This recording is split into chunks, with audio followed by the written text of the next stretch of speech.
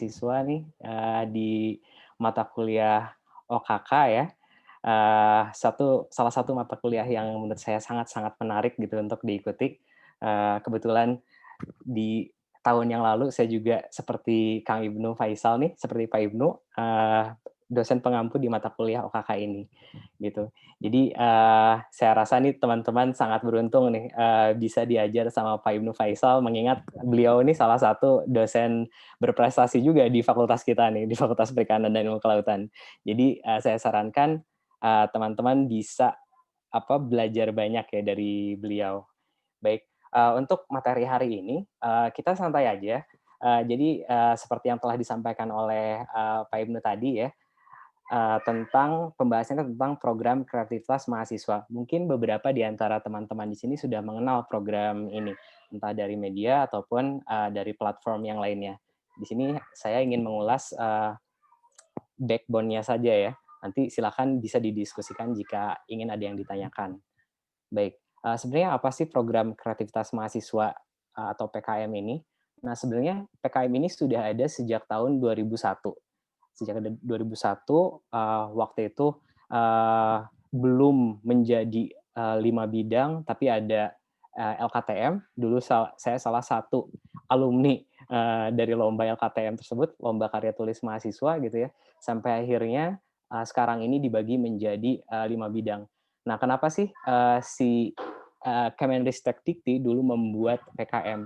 Karena sebenarnya Dikti ini ingin, meningkatkan, kreativitas pada mahasiswa ya, sebagai agent of change, dan juga meningkatkan prestasi, mahasiswa, di bidang akademik gitu ya, dan ada salah satu bidang yang sebenarnya non akademik gitu. Nah, PKM ini sendiri sekarang sudah terbagi menjadi 5 bidang. Misalkan yang pertama yaitu PKM PE, nah ini yang, kebetulan anak-anak bimbingan saya juga mengikuti nih, PKM penelitian. Kemudian ada juga PKMK atau PKM kewirausahaan ya. Jadi kalau teman-teman, nonton film series Korea tuh ada tuh sekarang, startup ya. Nah itu kurang lebih seperti itu ya. Eee, Kemudian ada PKMM atau pengabdian pada masyarakat, kemudian ada PKM teknologi dan juga PKM karya cipta. Nah, yang menjadi hal yang spesial, di PKM tahun 2020 ini, jadi kalau dulu misalkan saya ambil contoh PKM PE, kalau dulu itu, mahasiswa, dituntut untuk melakukan penelitian, kemudian membuat laporan akhir sampai akhirnya hasil penelitiannya diunggah pada jurnal, nasional ataupun internasional misalkan. Nah sekarang ini kami tidak bisa melakukan penelitian karena, pandemi COVID-19, jadi seluruh, kegiatan PKM ini dilaksanakan secara daring, gitu. Jadi seleksi presentasi, itu dilakukan secara, virtual, kemudian, penelitiannya diganti menjadi studi literatur, bagaimana membuat naratif review, dan sebagainya, gitu. Kemudian, sebelum tentunya teman-teman ikutan ya, harus tahu dulu kan, kenapa sih saya perlu ikut PKM gitu. Kalau dari pengalaman pribadi saya dulu, tentunya banyak keuntungan yang bisa kita dapatkan. Yang pertama, jika nanti misalkan teman-teman jangan jauh-jauh lah, kalau misalkan lolos PKM didanai saja di tingkat fakultas, teman-teman sudah mendapatkan rekognisi nih, di Unpad ya, dari Unpad diberikan apresiasi. Kemudian kalau dulu kita seleksinya lebih ketat dari tingkat jurusan, karena waktu itu kita di, jurusan perikanan ya, perikanan, belum ada kelautan dulu. Kemudian kita diseleksi ke tingkat fakultas, dari fakultas ke tingkat universitas, dari universitas ke tingkat regional, sampai akhirnya ke tingkat, nasional. Jadi kita memang, prosesnya cukup panjang, tapi kita nikmati sekali prosesnya waktu itu. Dikala ya internet tidak semudah sekarang ini gitu ya, serba terbatas, tapi ya alhamdulillah kita bisa, memenangkan juara 3 nasional waktu itu. Nah kemudian, ajang ini juga menurut saya merupakan suatu apa ya, kesempatan untuk kita untuk, mengasah kemampuan diri. Kalau misalkan kita ikut lomba seperti ini, kita bisa tahu tempat kita, di mana sih Unpad ini atau mahasiswa Unpad dibandingkan dengan mahasiswa-mahasiswa lainnya se-Indonesia misalkan. Gitu. Kemudian, selain itu kita bisa menambah juga, jejaring. Jadi, biasanya nih teman-teman ada yang apa istilahnya, ada yang dari Jawa, kemudian se-Jawa Kalimantan, kemudian Indonesia Timur. Waktu itu dibagi menjadi 3 wilayah, waktu zaman saya dulu ya. Sekarang ini hanya dibagi 2, nasional dan PTN, maksudnya PTN negeri dan yang kopertis, swasta, gitu. Eee, Kadang malah ada yang cinlok loh dari ajang PIMNAS dan PKM ini. Ya siapa tahu kalian nanti salah satunya ya. Kemudian, ini juga merupakan, unforgettable life experience kalau dari saya. Dulu ketika kami lolos, setelah juara 1 di tingkat regional se-Jawa Kalimantan, waktu itu kita naik ke, PIMNAS ya, tingkat nasional. Waktu itu diselenggarakan di Universitas Indonesia, dan di sana kita banyak dapat pengalaman, selain dapat penghargaan dari, Menteri, Pendidikan Nasional, Malik Fajar waktu itu. Kemudian kita sempat diundang juga oleh Presiden Megawati dan, Bapak Taufik Kemas. Kemudian banyak benefit-benefit yang lainnya, namun saya tekankan di sini teman-teman jangan, mengejar materi atau hadiahnya. Karena ya mungkin tidak seberapa dibanding efforts-nya, tapi nanti, reward lainnya, bisa teman-teman dapatkan. Kemudian, apa saja sih proses kegiatan PKM ini? Tentunya teman-teman harus, menyiapkan proposal terlebih dahulu ya. Jadi ada persiapan proposal, kemudian dari proposal yang teman-teman buat itu nanti akan diunggah dan diseleksi oleh tim review ya dari, Kemendikbud, sekarang Kemendikbud. Kemudian, dilihat juga pelaksanaan PKM-nya, apakah ada kendala, nanti dilihat dari logbook-nya. Kemudian penilaian kemajuan pelaksanaannya, itu sudah sejauh mana progres, penelitiannya, misalkan kalau PKMPE gitu ya. Kemudian nanti diminta juga laporan akhir gitu ya. Laporan akhir diunggah juga pada sistem Belmawa. Nah, kemudian jika terseleksi, nanti teman-teman akan diberitahu untuk hadir di PIMNAS di tingkat nasional yang lebih prestigious tentunya. Nah, adapun beberapa tahap ini ada poin-poin penilaiannya yang teman-teman harus tahu dulu nih, biar nanti nggak salah strategi. Nah, di seleksi proposal misalkan, ini kan tim reviewernya udah profesional nih, dosen-dosen yang punya kompetensi dan diseleksi oleh Kemendikbud. Nah, di sini mereka akan menilai dari hal yang paling kecil, compliance dari kita atau kepatuhannya dilihat, kesesuaian penulisan, kemudian administrasi yang diisyaratkan, kemudian hal-hal lainnya gitu yang tak kalah penting dan tidak bisa teman-teman abaikan. Jadi kalau misalkan disuruhnya proposalnya itu spasinya 1,5 senti gitu ya, teman-teman harus ikut itu. Jadi tidak bisa misalkan seenak sendiri gitu ya. Kemudian untuk pelaksanaan PKM, nah ini biasanya kita hanya punya waktu 2 bulan. Nah, apalagi di masa pandemi ini, waktu itu wah sempat kebingungan, gimana caranya kita bisa bikin artikel review, eee, dalam waktu hanya 2 bulan gitu. Jangankan mahasiswa, kami dosen pun, kadang mengalami kesulitan untuk menyusun naratif review dengan kualitas yang bagus, gitu. Kemudian, ada juga, dievaluasi juga seperti catatan-catatan kegiatan, kemudian apa peran dosen pembimbing, dan lain-lain. Nah, kemudian setelah dilaksanakan, dinilai si laporan kemajuannya. Jadi, di penilaian kemajuan ini, proposal kita dinilai lagi nih.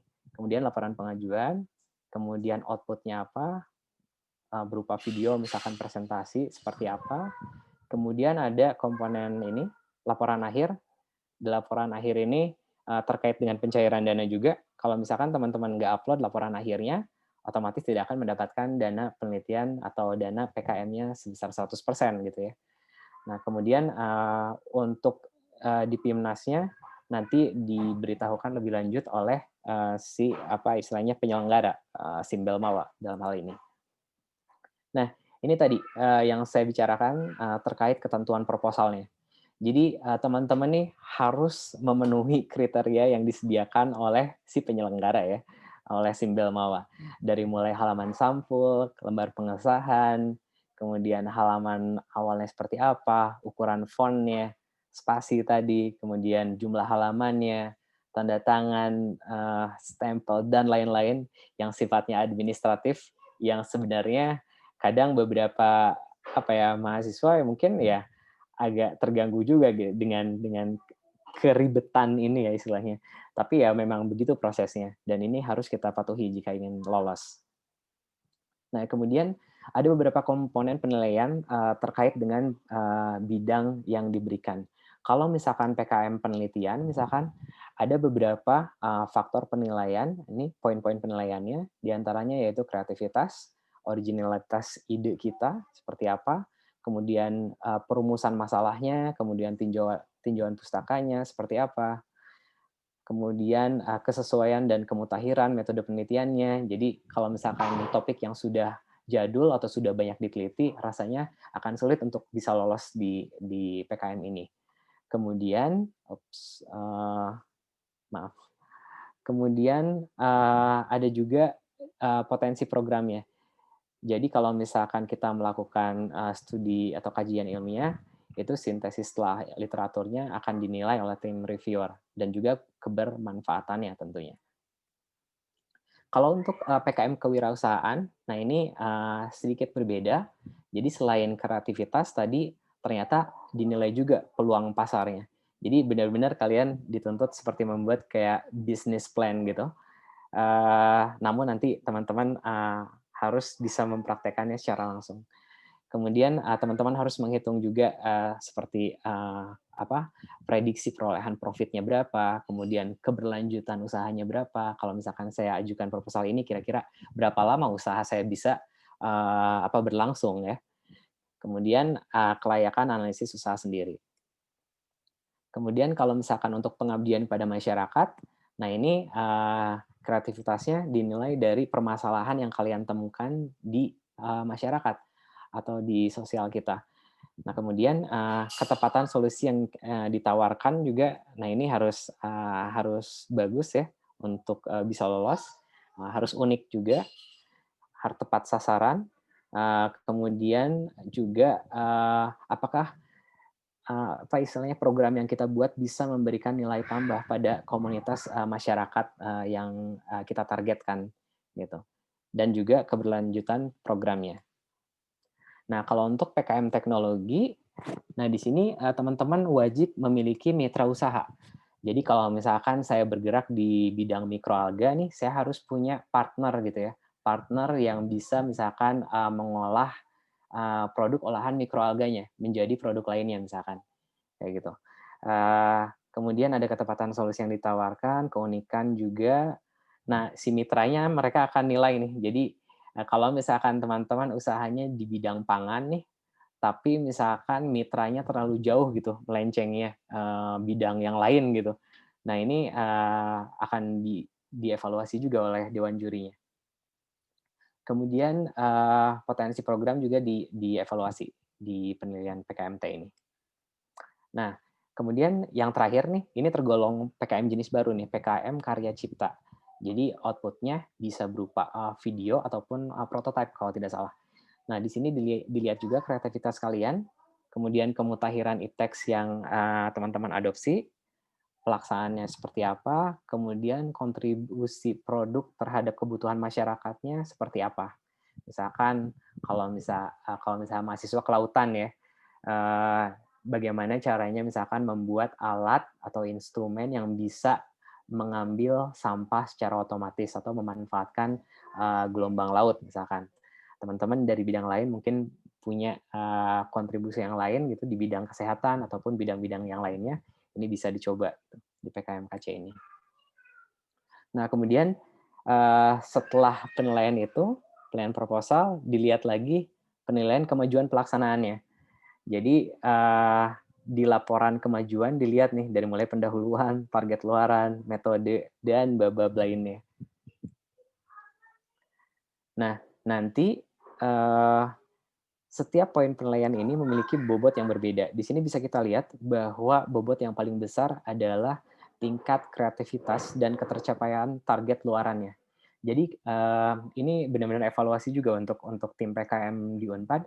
Jadi kadang kita men-set up, istilahnya target yang mungkin terlalu tinggi, yang menurut dewan juri mungkin ini terlalu muluk gitu. Jadi, lebih baik teman-teman menargetkan yang tidak terlalu tinggi, tapi achievable. Itu saran saya, jika nanti misalkan teman-teman, mengajukan proposal PKM ya. Kemudian kekompakan tim pelaksana dan juga dosen pembimbing. Jadi dosen pembimbing kan macam-macam, ada yang lepas tangan gitu ya, ada yang benar-benar membimbing gitu, mendampingi si mahasiswa ini dari mulai penulisan proposal sampai di, evaluasi presentasinya gitu. Jadi, diharapkan ya dosen bimbing seperti itu. Jadi benar-benar memantau dari nol, dari mulai, brainstorming gitu ya, dengan apa, dengan para mahasiswanya sehingga timbul, proposal yang diajukan, gitu. Kemudian untuk, PKM, apa, KC seperti untuk videonya, nah ini apa istilahnya, dinilai juga kemutahiran isi videonya, sekreatif apa, kemudian, apa istilahnya, skrip videonya gitu ya, skrip, storyline-nya seperti apa. Ini teman-teman benar-benar, apa istilahnya, belajar seperti menjadi apa ya, sinematografer mungkin ya, kayak gitu. Nah ini belum pernah saya coba nih, mungkin tahun depan, dengan teman-teman mahasiswa, bisa dicoba nih untuk kategori ini. Nah, kalau untuk, PKM penelitian sendiri, kita dituntut naratif review, membuat naratif review dari sekian banyak literatur yang hanya dipresentasikan, disajikan dalam 10 halaman, gitu ya, untuk yang kontennya saja. Ini tentu bukan hal yang mudah gitu untuk, mahasiswa ataupun untuk dosen sendiri, gitu. Jadi ini sangat menantang menurut saya.